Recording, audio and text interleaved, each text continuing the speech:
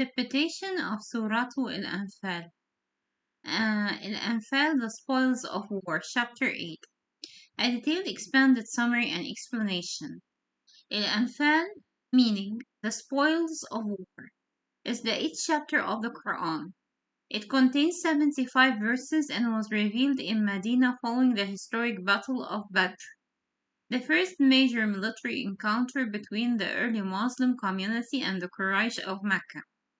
While its title refers to the distribution of war gains, the chapter is fundamentally about faith, discipline, justice, leadership, unity, trust in God, and the ethical conduct expected of believers during both peace and conflict. It teaches that victory does not belong to superior numbers of material strengths, but comes through sincere faith, righteous conduct, obedience to God, and the steadfast perseverance. The chapter opens by addressing a disagreement among the believers concerning the distribution of the spoils collected after the Battle of Badr. Rather than allowing personal interest to divide the community, God declares that the ownership and final authority over the spoils belong to Him and His Messenger, emphasizing that worldly possession should never become a source of conflict among believers. The chapter immediately redirects attention away from material gain and towards spiritual priorities by instructing believers to fear God, reconcile differences among themselves, and obey divine guidance. This opening establishes the unity and righteousness are far more valuable from the temporary wealth, and the communal harmony is essential for the survival and success of any faithful society. The chapter proceeds by describing the characteristics of true believers. Genuine faith is portrayed not merely as verbal declaration, but as an inner condition reflected in one's action and moral conduct. True believers experience increased faith whenever the verses of God are recited. Place complete trust in their Creator, establish regular prayer with sincerity, and spend generously from the provisions they have received. These qualities demonstrate the authentic belief, transform character, inspires compassion, strengthens discipline, and nurtures humility. The chapter teaches that spiritual excellence is measured by obedience, generosity, and resilience upon God rather than social status of material possessions. A significant portion of the chapter recalls events leading to the Battle Badr. The Muslim community, relatively small and poorly equipped, faced a much larger and better armed enemy. Human calculations suggested defeat, yet God reassured that believers through revelation strengthened their hearts and promised His support. The chapter explains that divine assistance came in various forms, including psychological reassurance, favorable circumstances, and the sending of angels to strengthen believers' resolve. The description emphasized that victory ultimately originates from God and that apparent weakness can overcome overwhelming strength when accompanied by sincere faith and steadfast commitment. The narrative repeatedly reminds believers that success should never lead to arrogance or self glorification. Although the Muslim fought bravely, the Quran teaches the ultimate victory was generated by God alone. Human beings are instructed to recognize their dependence upon divine assistance and to avoid attributing success solely to personal ability or military strength. This lesson extends beyond warfare into every aspect of life, reminding believers that achievements, opportunities, talents, and blessings are gifts entrusted by God rather than reason for pride or superiority. The chapter also examines the psychological dimensions of conflict. It acknowledges that fear, uncertainty, and hesitation naturally arise from difficult challenges. Yet it teaches that courage emerges through faith, patience, and remembrance of God. Believers are instructed to remain firm during hardship, avoid panic, and support one another with discipline and perseverance. This guidance applies not only to military situations but also to personal struggles, social challenges, and moral trials encountered through life. Another important theme is obedience to legitimate leadership. The believers are instructed to obey God and His Messenger without hesitation and to avoid disputes that weaken collective strength.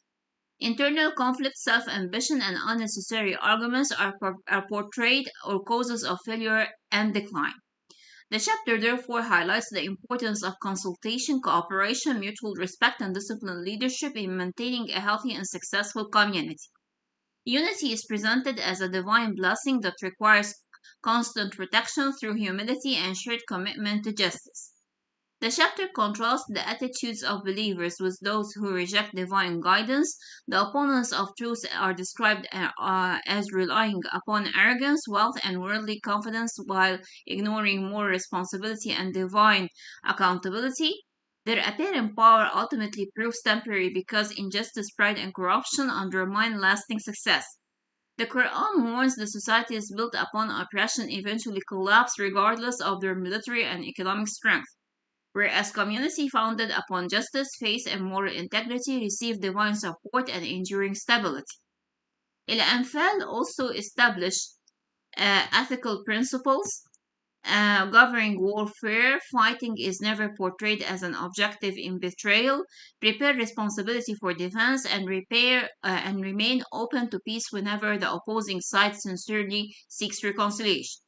Justice remains obligatory even during conflict, demonstrating that moral principles must never be abandoned because of hostility. The chapter therefore rejects indiscriminate violence and insists that ethical conduct must remain constant under all circumstances. The treatment of prisoners, agreement, and public trust further illustrates the chapter's emphasis on justice. Believers are instructed to act honorably, fulfill their commitments, and avoid deception or treachery. Leadership carries responsibility for protecting the community while maintaining fairness and integrity. These teachings establish that military success cannot justify unethical behavior and that lasting peace depends upon honesty, accountability, and respect for lawful agreements. The chapter also emphasizes preparation and responsibility. Believers are instructed to prepare whatever strengths they can for legitimate defense so that aggression may be discouraged and peace preserved. Preparation includes not only physical readiness but also intellectual development, organizational planning, economic stability, spiritual discipline, and moral character.